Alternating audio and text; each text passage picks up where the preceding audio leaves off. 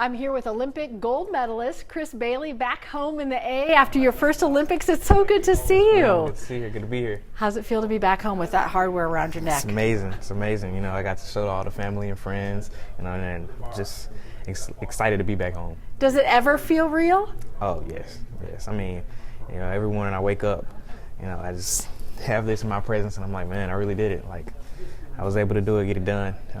Never would have thought I would be in this position, but just glad to be here. Back home, getting to see a lot of friends and family for the first time since you crossed the finish line and had that medal ceremony and won the gold. What's been like, and what's the reaction of everybody been like? You know, everything is so surreal because they know what the work I've been putting in. Yeah. You know, all the struggle, hard practices, being a student athlete. So they know that this has just been a large breakthrough for me. So when you crossed the finish line and you got to see your family over the Zoom call, what was the first thing your family said to you? What was the reaction? Once they stopped screaming, you know, they just were there to support me. You know, no matter how I finished within that race, yeah. They was there, and it was just amazing to have them there, like a relief. Because after 400, it hurts. 400's hurt. So to see them, you know, just kept a smile on my face. Yeah. That medal ceremony that happened in the stadium with 80,000 fans, what are you feeling as that's happening? It's a moment that you really have to take in because, of course, it's right after you get done racing. So, you know, adrenaline is still high, and then the crowd roar is just amazing. Like the feeling you get, I can't even explain it. But, you know, it's just hearing the national anthem play, you're looking up at your flag, and then just looking around at the crowd. It's just a moment that you just really have to take in because, you know, some people it's a once in a lifetime thing, but it's, you know, you're there. You've earned that position, and you know, it was just great to be there. Very few people can ever say that they have experienced that moment. Yeah. And I'd love for Chris to show his medal a little bit here. Yeah. Describe it a little bit for people who don't know that there's so many really unique characteristics in it. And so this is the front of it. In the center, there is a piece of the Eiffel Tower. I'm not sure how they got it, where they got it from, but it is a piece of the Eiffel Tower. Here on the bottom is the event, and then on the back, it's just beautiful logo of the original Olympic Coliseum, and yeah. And they're heavy. Oh yeah, I got some weight to them. Yeah, no doubt. You grew up running here. This is home, Carver High School grad. Talk about growing up in Atlanta, track and field. It's such a big part of our city, and I'm thinking about all the kids out there who are in youth programs, or they run for the Y, those kind of things, and they're looking up saying, he did it. He made it all the way to the top. And I'm just glad to be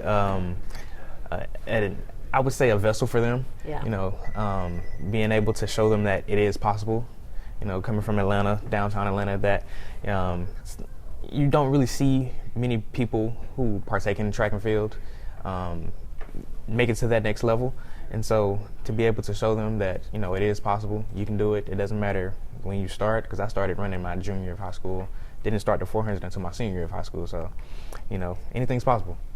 I think we should say that again. I mean, that's amazing. You started running as a junior, picked the 400 as a senior. Fast forward not too many years later, and you're at your first Olympics, and you make the final in the 400 open. Yes.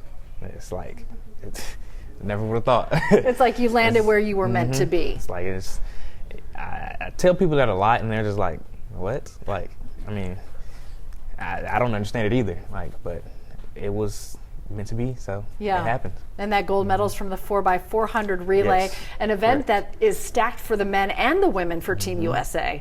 Yes. If you're not aware, both men and women, we ran the second fastest time in world history. Like, a lot of people may not understand, but that is fast. That is very fast. And so just to be a part of that, and not only, you know, outdoor, I also ran the second fastest time in world history at Arkansas, indoor. So just to be in the record books, just amazing. Your journey's really just getting going in a lot of ways. Talk about your plans for the future, Chris. So yes, this is my first year professional So next year we have World Championships coming up. Looking forward to making that team, and every team after that, leading up to the 28 Olympics in LA. I'm glad you said it, because I know it's a long way away, but Yes. LA 2028 is going to be an incredible Olympics back on U.S. soil. What would it mean to you to be a part of that Olympic team coming off a gold medal in 24? It would be amazing to represent the United States within the United States. Having pretty much anyone here to come out to LA, it would just be a different experience, and I'm looking forward to it. Yeah, everybody in Atlanta's cheering when they hear that you're already thinking about that. Oh, yes. What was the reaction from Carver? Did you hear from a lot of friends and maybe former teachers and coaches at Carver High School that were cheering you on? Oh, yes, of course. And they've been supporting me throughout my entire track and field career in college, especially this year pro. Every world team I've made, I've had their support going into it. So it's just been a great experience, and I'm grateful for all of their support. What did your coaches say? Well, I actually lost my one of my former coaches last year. He passed away. And so, I just know I'm doing the right thing. He's looking down on me, and I have all his full support. All of my other coaches, they text me constantly, just letting me know they're proud of me. Always checking in, and so I appreciate them for that. They're relaying the message that you are too, that it's never too late. Don't give up. Oh, yes. If you've got a dream, just pursue it, no matter where you are in your life. One of the coaches at Carver, Coach Miles, he's the head football coach. He'll tell you a funny story about my first time in his gym class. And so I actually was doing some physical activity, and then I passed out. And fast forward, yeah. What happened? I have no idea. Long morning, didn't eat breakfast. It's my fault. Yeah.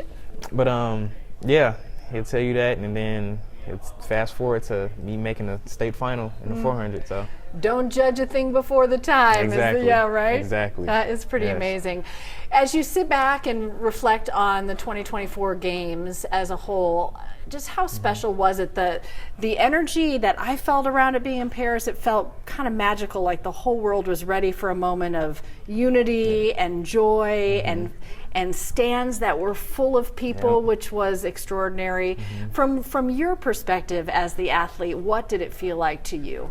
It was great. Of course, it was my first one, so it was a new experience. Talking to a lot of the former Olympians from 2020 Tokyo, they were also new to that experience because COVID happened, and they had the stands empty and opening ceremony. Everything was just different. So it was almost like this was their first Olympics again. So we got to experience that together. I did talk to Daniel Roberts about it, and he was like, yeah, he's looking forward to it, and he enjoyed it, and shout out to him. Congratulations on his medaling. So yeah, it was just amazing. Final thoughts, maybe a message to Atlanta about what it means to bring a gold home to your home city. It's amazing, and I would just love to thank them for all their support throughout my entire career, from when I first started to this point now and on in the future. Well, it's been an honor to watch you run, and can't wait to watch you run a lot more in the future. Thank you so much. Chris, thanks for coming in. Thank you. So nice to talk to you. Yes, ma'am. Of course.